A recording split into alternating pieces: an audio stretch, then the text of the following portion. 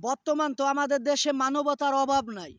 মানবতার ফেরিওয়ালার অভাব নাই। এত মানবতা আছে যে একজনকে উপকার করতে গিয়ে তার সম্পূর্ণ ধন সম্পদ নিজের মনে করে নিয়ে যায়। এটা হইতেছে মানবতা।